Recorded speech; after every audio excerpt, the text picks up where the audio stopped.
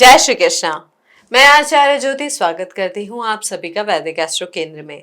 दर्शकों, क्या कभी ऐसा हुआ है कि आप किसी चीज की तरफ खिंचते चले गए, जानते हुए भी कि यह रास्ता सही नहीं है? चाहे वो रास्ता एक रिश्ते की तरफ हो, एक आदत की तरफ, या कोई ऐसा रास्ता जो आपको पता था कि गलत है लेकिन छोड़ नहीं पाए, या फिर जिंदगी में एक अजीब सी बेचैनी। सब कुछ है लेकिन एक सेटिस्फैक्शन नहीं है, एक और चाहिए, एक और चाहिए, ये साइकिल खत्म नहीं होती। और दूसरी तरफ आपने किसी ऐसे इंसान को देखा हो जो एकदम ऑर्डिनरी बैकग्राउंड से आया हो, कोई बड़ा घराना नहीं, कोई बड़ी डिग्री नहीं, लेकिन उसने ऐसा कुछ कर दिखाया जो कभी किसी ने नहीं सोचा था। एक नया रास्ता, एक नई सोच, और दुनिया उसके पीछे चल पड़ी। आप सोचते होंगे कि ऐसा इसमें है क्या? देखिए, यहाँ पर आता है राहु का प्रभाव। उस व्यक्ति ने राहु को अपना काम करने दिया, राहु को समझा, उसकी ताकत को सही दिशा दी। आज हम बात कर रहे हैं राहु की पूरी गहराई के साथ, कारक तत्व के साथ, भाव, राशि, महादशा, सब कुछ। और मैं वादा करती हूँ कि इस वीडियो के बाद आप राहु से डरेंगे नहीं, आप राहु को समझने का प्रयास करेंगे। और जो राहु को समझ लेता है वो दुनिया को एक अलग नजरिए से देखने लग जाता है। पहले यहाँ पे हम पुराणों में वर्णित कहानी को समझते। देखिए, देवता और असुर ने जब मिलकर समुद्र मंथन किया था, उसमें अमृत निकला था, और एक असुर स्वरभानु के नाम से जो है देवताओं के बीच बैठ गए थे और अमृत पी लिया था। सूर्य और चंद्र ने उन्हें पहचान लिया और भगवान विष्णु ने सुदर्शन चक्र से उनका सिर काट दिया। वो अमृत पी चुके थे तो इसलिए मरे नहीं, सिर बन गया राहु, धड़ बन गया केतु। अब यहाँ पर रुकिए और समझने का प्रयास कीजिए कि राहु ने क्या किया। जो उसे नहीं मिलना चाहिए था वो पाने की कोशिश की, छल से, भेष बदलकर। और यही राहु की सबसे बड़ी क्वालिटी है। राहु वो चाहता है जो उसका नहीं है, राहु वो बनना चाहता है जो वो नहीं है, और इसी ऑब्सेशन में कभी कभी वो असाधारण काम कर जाते हैं। देखिए, ज्योतिष में राहु एक छाया ग्रह है, शरीर नहीं है, लेकिन असर सबसे तेज है। राहु वो ग्रह है जो भ्रम देते हैं, माया देते हैं, लेकिन साथ में एक एक्स्ट्रा ऑर्डिनरी एम्बिशन भी देते हैं, एक आउट ऑफ द बॉक्स सोच देते हैं, एक ऐसी ताकत देते हैं जो कन्वेंशनल नहीं है।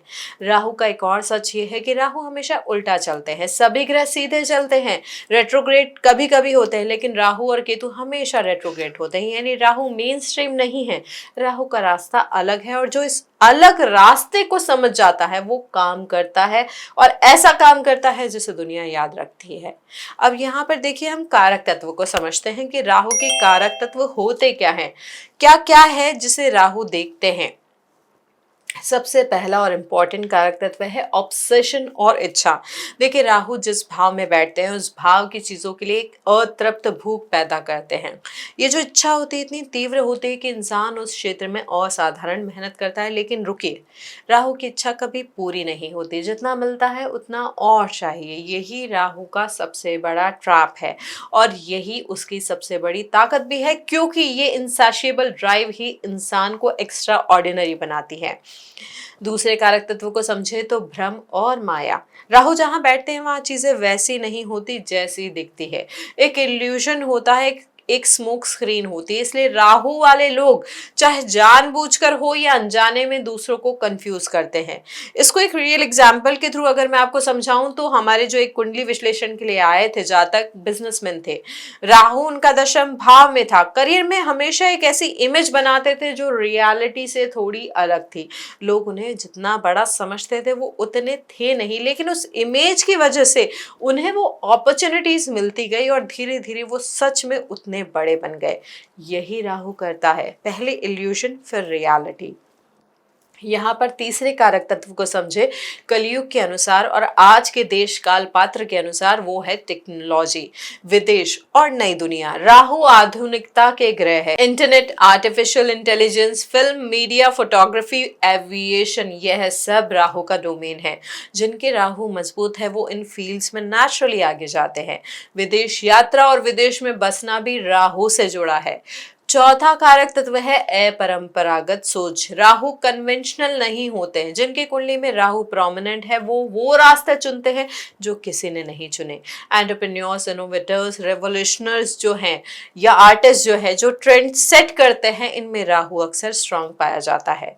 और पांचवा कारक तत्व है अचानक होने वाली घटनाएं या उलटफेर। राहु जब एक्टिव होते हैं तो जिंदगी में अचानक बड़े बदलाव आते हैं। अचानक मिलना, अचानक छूटना, अचानक ऊंचाई, अचानक गिरावट। राहु प्रिडिक्टेबल नहीं होते हैं और इसलिए राहु की महादशा में जिंदगी एक रोलर कोस्टर जैसी होती है।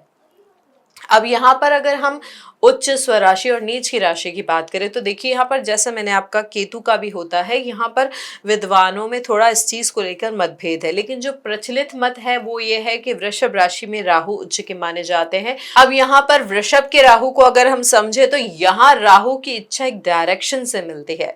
देखिए वृषभ जो राशि होती है स्थिरता की राशि होती है और राहु की भूख जब एक स्थिर जमीन पर खड़ी हो जाती है तो यह लोग असाधारण धन और वैभव अक्युमुलेट करते हैं। इनकी मटेरियल सक्सेस जो होती है बहुत बड़ी होती है, लेकिन एक वार्निंग ये है कि तृप्ति कभी नहीं आती, जितना मिले और चाहिए। मिथुन और कन्या राशि, राहु इन राशियों में कंफर्टेबल माने जाते हैं क्योंकि ये बुध की राशि है और राहु बुध में एक नेचुरल अलाइनमेंट होता है। कम्युनिकेशन, मीडिया, टेक्नोलॉजी, इन फील्ड्स में यह प्लेसमेंट एक्स्ट्रा ऑर्डिनरी रिजल्ट देता है।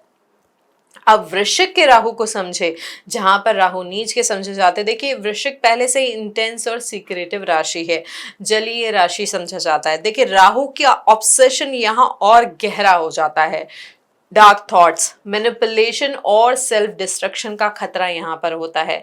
लेकिन अगर नीच भंग की स्थिति हो तो यही इंसान एक ऐसी गहराई और ट्रांसफॉर्मेशन की शक्ति रखता है जो किसी और में नहीं होती। अब भावों में राहु का असर देखते हैं। देखिए पहले भाव में राहु तो व्यक्तित्व में एक अजीब सी मैग्नेटिक क्वालिटी आ जाती है। लोग इनकी तरफ खींचते हैं लेकिन समझ नहीं पाते क्यों। आइडेंटिटी को लेकर एक कंफ्यूजन जरूर थोड़ा होता है। ये लोग अपनी जिंदगी में कई बार पूरी तरीके से बदल जाते हैं। दूसरे भाव का राहु हो तो धन अचानक आता है, अचानक जाता भी है। परिवार में एक अजीब सा माहौल रहता है, आवाज में एक अनयूजुअल क्वालिटी होती है और झूठ बोलने की प्रवृत्ति अनजाने में भी बढ़ सकती है और होती है। तीसरे भाव का राहु हो तो साहस असाधारण होता है, कम्युनिकेशन में एक अनयूजुअल पावर होता है, मीडिया, राइटिंग और डिजिटल कंटेंट में बड़ी सफलता मिल सकती है और भाई बहनों से रिश्ते थोड़े से कॉम्प्लिकेटेड हो सकते हैं। चौथे भाव का राहु हो तो घर में एक अशांति होती है, माँ से रिश्ता थोड़ा उलझा हुआ हो सकता है, मन कभी सेटल नहीं होता, लेकिन रियल एस्टेट में अचानक बड़े डील्स भी इस प्लेसमेंट की वजह से आ सकते हैं। पंचम भाव का राहु तो प्रेम में ना ऑब्सेशन आ जाता है, एक ही इंसान पर सब कुछ लगा देना। संतान के बारे में अनयूजुअल सर्कमस्टेंसेस, लेकिन रचनात्मकता इनकी बहुत अलग और ओरिजिनल होती है। छठे भाव का राहु हो तो दुश्मनों पर जीत होती है, लीगल मैटर्स में अनएक्सपेक्टेडली जीत होती है, लेकिन हेल्थ में ना थोड़े मिस्टीरियस प्रॉब्लम्स आ सकते हैं। इन्हें जो बीमारी होती है डॉक्टर्स को भी समझ में नहीं आती। सप्तम भाव का राहु हो तो जीवन साथी अलग बैकग्राउंड या कल्चर से हो सकता है, विवाह में उथल पुथल भी हो सकती है, लेकिन बिजनेस पार्टनरशिप में एक अनयूजुअल सक्सेस की भी संभावना रहती है। अष्टम का राहु हो, ये राहु की सबसे पावरफुल प्लेसमेंट्स में से एक है। अकल्ट, रिसर्च और हिडन नॉलेज में असाधारण रुचि और प्रतिभा। ससुराल से धन के योग भी बहुत स्ट्रांग होते हैं, लेकिन अचानक जीवन में बड़े उलटफेर भी हो सकते हैं। नवम भाव का राहु जो है धर्म के प्रति एक रिबेलियस नजरिया देता है, कन्वेंशनल रिलीजन में विश्वास नहीं होता, लेकिन अपना एक स्पिरिचुअल पार्ट ढूंढते हैं। विदेश से भाग्य का जुड़ाव भी होता है। दशम का राहु तो करियर में एक एक्स्ट्रा ऑर्डिनरी राइज मिलता है, लेकिन अनयूजुअल तरीके से। Politicians, film star, big entrepreneurs, इनमें ये प्लेसमेंट बहुत मिलता है, लेकिन एक बात, इनकी इमेज और रियलिटी में हमेशा एक गैप होता है। 11वें भाव का जो राहु है ये सबसे कंफर्टेबल प्लेसमेंट समझी जा सकती है। उपचय भाव का राहु जो होता है लाभ भी देता है, बहुत अचानक और बहुत बड़े, और साथ ही बड़े और पावरफुल लोगों से कनेक्शंस भी दिलवाता है। फाइनेंशियल गोल्स भी बहुत बड़े और पूरे भी होते हैं। 12वें भाव का राहु रहस्यमय और आध्यात्मिक होता है, विदेश में बसना, हिडन एनिमीज भी देता है, लेकिन जो इस प्लेसमेंट को समझ गए वो एक अलग ही आध्यात्मिक ऊंचाई पर पहुंचते हैं। राशि के अनुसार समझे तो देखिए देखिए मेष का राहु एग्रेसिव और इम्पल्सिव एम्बिशन देता है। वृषभ का राहु जो जिसमें वो उच्च के समझे जाते हैं, मटीरियल सक्सेस असाधारण देता है। मिथुन का राहु बेहद शार्प कम्युनिकेटर बनाता है, मीडिया और टेक्नोलॉजी में जीनियसनेस देता है। कर्क का राहु भावनाओं में उलझन, माँ और घर से रिश्तों में कॉम्प्लिकेशन देता है। सिंह का राहु फेम की ऑब्सेशन देता है, पब्लिक रिकग्निशन के लिए कुछ भी कर गुजरते हैं ये लोग। कन्या का राहु एनालिटिकल और परफेक्शनिज्म देता है, डिटेल्स में बहुत ज्यादा डूब जाते हैं। तुला का राहु रिश्तों में ऑब्सेशन देता है, एक के बाद एक नए कनेक्शंस हो सकते हैं। वृश्चिक का राहु नीच का माना जाता है, इंटेंस और डार्क होता है लेकिन ट्रांसफॉर्मेशन की असाधारण ताकत देता है। धनु का राहु धर्म और फिलॉसफी में अपरंपरागत सोच देता है। मकर का राहु करियर में एक अनयूजुअल राइज देता है, पावर का ऑब्सेशन रहता है इन जातकों को। कुंभ का राहु रेवोल्यूशनरी होता है, अहेड ऑफ देयर टाइम होता है। और मीन का राहु आध्यात्मिक कंफ्यूजन लेकिन इंट्यूशन असाधारण होता है। तो ये है भाव और राशि के अनुसार साधारण तौर पर परिणाम कैसे हो सकते हैं। देखिए ये स्थिति राशि, भाव, युति, दृष्टि इन सब से बदल सकती है, इसलिए शुरुआत के लिहाज से पढ़ने के हिसाब से जो बेसिक जानकारी है इसके द्वारा आप अपने कुंडली का विवेचन प्रारंभ कर सकते हैं। अब यहाँ पे एक और चीज समझने की है, वो है युतियों की। अब देखिए राहु और सूर्य की अगर युति हो, जिसे हम ग्रहण योग भी कहते हैं, तो यहाँ पर अहंकार और भ्रम का टकराव होता है।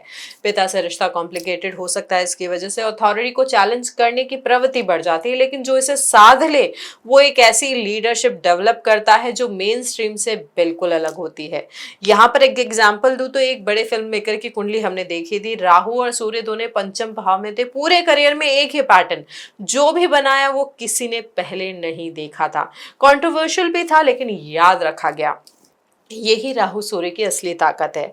अब यहाँ पर राहु और चंद्र हो जाए, जो भी ग्रहण योग है, तो यहाँ पर प्रॉब्लम क्या होती है, मन में एक कांस्टेंट टर्बुलेंस होता है, इमोशंस अनप्रेडिक्टेबल होते हैं लेकिन इनकी इमेजिनेशन असाधारण होती है। ये लोग वो सोच सकते हैं जो बाकी लोग नहीं सोच सकते। यहाँ पर राहु और मंगल की युति हो जाए तो बनता है अंगारक योग, बेहद एग्रेसिव एनर्जी, एक्सीडेंट्स और वायलेंस का भी खतरा, लेकिन जो इसे चैनलाइज कर ले वो एक अनस्टॉपेबल फोर्स बन जाते हैं। राहु और गुरु की युति को कहा जाता है गुरु चांडाल योग। जैसा हमने गुरु के एपिसोड में आपको बताया था कि ज्ञान और भ्रम का टकराव, यह लोग मेन स्ट्रीम स्पिरिचुअल पाथ पर नहीं चलते, लेकिन जब इनकी भीतरी लड़ाई खत्म होती है तो ये दुनिया को एक नया नजरिया देते हैं। और आखिर में राहु और शनि की युति, एक ऑब्सेसिव ड्राइव जो कभी नहीं थकती। जैसा हमने शनि के एपिसोड में आपको बताया कि इसमें एक डार्कनेस भी होती है, इन्हें अपने एम्बिशन के साथ साथ अपने एथिक्स को भी बचाए रखना होता है। अब यहाँ पर वो टॉपिक, उस चीज को हम समझेंगे जिसके बारे में सबसे ज्यादा गलतफहमियां हैं, वो है काल सर्प योग। इसको ध्यान से समझने का प्रयास कीजिएगा। देखिए काल सर्प योग तब बनता है जब कुंडली के सभी ग्रह राहु और केतु के बीच में आ जाते हैं। यहाँ पर लोग इसका नाम सुनते ही घबरा जाते हैं, लेकिन यहाँ पर एक चीज को समझिए कि यह प्रॉब्लमैटिक नहीं, ये एक इंटेंस फोकस का योग है। एक सांप जो अपने शिकार पर पूरी तरीके से फोकस्ड होता है, वो डिस्ट्रैक्ट नहीं होता, वो भटकता नहीं है, वो सिर्फ एक डायरेक्शन में जाता है। और यही काल सर्प योग का असली स्वभाव है। जिनकी कुंडली में भी काल सर्प योग है उनकी जिंदगी में एक तीव्रता होती है, तो बहुत ऊंचाई या बहुत नीचाई, मिडिल ग्राउंड काफी कम रहता है, और यही उनकी सबसे बड़ी ताकत भी बन सकती है। दुनिया के बड़े बड़े लोगों की कुंडली में काल सर्प योग मिलता है, चाहे वो अभिनेता हो, नेता हो, उद्यमी हो, जिन्होंने असाधारण काम किया है। क्यों? क्योंकि उनकी जिंदगी में वो डिस्ट्रैक्शन नहीं था जो बाकी लोगों की जिंदगी में होता है। एक फोकस था, एक डायरेक्शन था। देखिए काल सर्प योग जो होते हैं वो 12 प्रकार के होते हैं, जहां पर राहु और केतु की स्थिति के अनुसार वो बदल जाते हैं। हर एक योग का परिणाम अलग तरीके से होता है, लेकिन एक बात सब में कॉमन होती है, वो होती है इंटेंसिटी। यहाँ पर इसको समझिए। हमने राहु केतु का जो एक काल सर्प योग है उस पर भी अभी एक वीडियो बनाया है, तो उसको भी देखिए और समझने का प्रयास करें। भ्रमित ना हो, क्योंकि ज्योतिष भ्रम नहीं देता है, सच्चाई देता है, दिशा देता है। अब यहाँ पर दृष्टि की बात करें तो राहु की दृष्टि में भी थोड़ा विभिन्न मत हैं, लेकिन यहाँ पर जो नॉर्मली एक्सेप्ट की जाती है वो है कि राहु जिस भाव में बैठते हैं वहां से पंचम, सप्तम और नवम भाव को दृष्टि करते हैं। अब इनकी दृष्टि की खासियत क्या है कि जहां देखते हैं वहां चीजें ना थोड़ी सी उलझ जाती है, थोड़ा कंफ्यूजन आ जाता है, एक एम्प्लीफिकेशन होता है, लेकिन साथ में एक अनयूजुअल अपॉर्चुनिटी भी। देखिए इसको एक एग्जाम्पल से समझे, एक मिरर को देखिए जो सब कुछ दिखा रहा है लेकिन थोड़ा चेंज करके, यही राहु की दृष्टि है। अब शरीर के अंगों के लिहाज से बात करें तो नर्वस सिस्टम, आपकी skin disease, mysterious illnesses, poisoning और मेंटल हेल्थ सब राहु के प्रभाव में आते हैं। जब राहु पीड़ित हो तो anxiety, phobias, unexplain fears, skin पर अनयूजुअल प्रॉब्लम्स और ऐसी बीमारियां जिनका डायग्नोसिस लंबे समय तक नहीं हो पा रहा है। यहाँ पर एक बात गौर करने वाली है, जो लोग अपनी असली पहचान को दबा कर जीते हैं, जो हमेशा एक मास्क पहन कर रखते हैं, जो अपनी सच्चाई से भागते हैं, उनका नर्वस सिस्टम लिटरली रिएक्ट करने लगता है। एंजाइटी बढ़ती है, नींद नहीं आती है, मन शांत नहीं होता है। ये राहु का संकेत है, जो तुम सच में हो वो बनो। इसका सबसे इजी शारीरिक उपाय अब क्या है कि वो है मेडिटेशन और ग्राउंडिंग एक्सरसाइजेस, और सबसे इम्पॉर्टेंट है स्क्रीन टाइम को कम करना। देखिए राहु टेक्नोलॉजी का ग्रह है, और जो टेक्नोलॉजी में डूब जाता है राहु उन्हें और उलझा देते हैं। यहाँ पर हमने एक चीज को समझा। आप यहाँ पर मूल सिद्धांत को और अगर हम बात करें तो राहु कहता है जो भ्रम है उसे हटाओ, जो असली नहीं है उसे छोड़ो। राहु तभी शांत होते हैं जब आप अपनी सच्ची पहचान के साथ जीने लगते हैं। इसके साथ साथ उपाय स्वरूप आप क्या कर सकते हैं, राहु के बीज मंत्र का जाप कर सकते हैं, 108 बार करें और शुक्ल पक्ष से शुरू करें। दान के लिए आप काली उड़द का दान कर सकते हैं, काले तिल का दान कर सकते हैं, नीले या काले वस्त्रों का दान कर सकते हैं। और अगर आपका राहु केतु सही अवस्था में नहीं है तो चेक्स वाली चीजें, इल्यूजन वाले कपड़े कम पहनने का प्रयास करें। किसी ऐसे व्यक्ति को ये सारी चीजें दान करें, ऐसे इंसान को जो समाज के हाशिए पर है। अब इसमें एक और प्रैक्टिकल जो लाइफस्टाइल रेमेडी है कि अपने जीवन में ऑनेस्टी लेकर आइए, जो दिखावा है उसे हटाइए, जो आप सच में है वो बनिए। देखिए राहु ग्रह तभी शांत होते हैं जब हम माया से बाहर आने की कोशिश करते हैं। किसी ऐसे इंसान की मदद करिए जो अलग थलग है, जिसे समाज ने इग्नोर किया हो। राहु अपरंपरागत ग्रह हैं, और जब आप उन लोगों के साथ खड़े होते हैं, उनकी मदद करते हैं जिन्हें बाकी लोगों ने नजरअंदाज किया है, तो राहु का अशांत स्वभाव शांत होता है। रत्नों की बात करें तो राहु का रत्न होता है गोमेद। ये बहुत तेज और तुरंत असर देने वाला रत्न होता है। तो अपनी कुंडली में सही तरीके से विश्लेषण करा के समझे कि गोमेद आपके लिए सही है या नहीं है, क्योंकि अगर ये सही नहीं है तो हरगिज ना पहने। अब यहाँ पर एक चीज जो रह गई थी वो थी हमारी महादशा की बात। देखिए राहु की जो महादशा होती है ये एक पूरी पीढ़ी का वक्त होता है। ये वह दौर होता है जब जिंदगी आपसे एक बड़ा सवाल पूछती है कि आप सच में क्या चाहते हैं, उसे पाने के लिए आप कितना रिस्क लेने को तैयार हैं।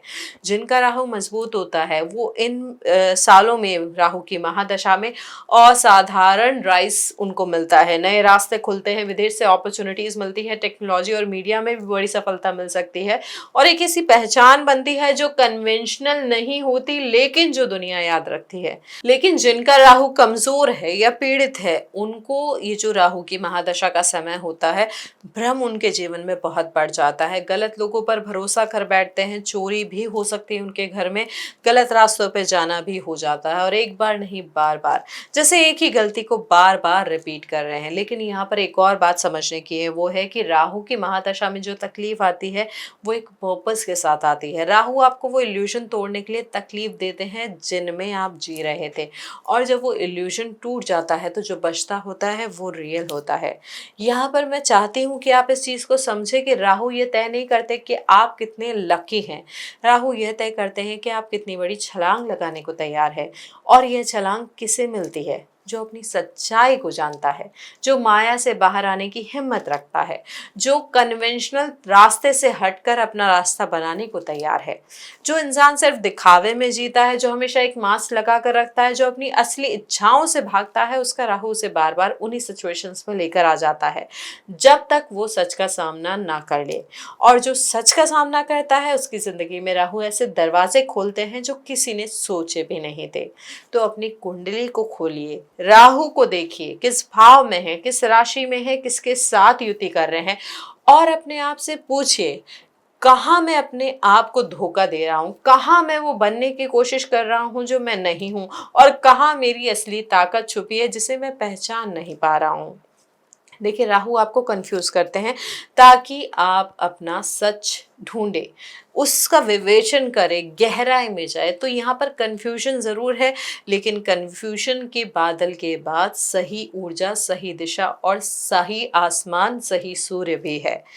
दर्शकों, अगला वीडियो होगा हमारा केतु पे। राहु अगर अच्छा है और ऑब्सेशन है तो केतु वैराग्य और मोक्ष के ग्रह हैं, जो सब कुछ छोड़ने की शक्ति हमें देते हैं, जो पास्ट लाइफ के कर्मों का बोझ उठाते हैं, जो इंसान को जगह पर लेकर जाते हैं जहां उनकी आत्मा को जाना था।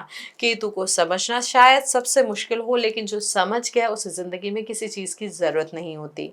अगले वीडियो में हम उसे समझेंगे। तब तक अपनी कुंडली के राहु को समझिए, अपने इल्यूजन को पहचानिए और याद रखिए राहु वहां अपना जादू दिखाते हैं जहां इंसान सच का सामना करने को तैयार हो।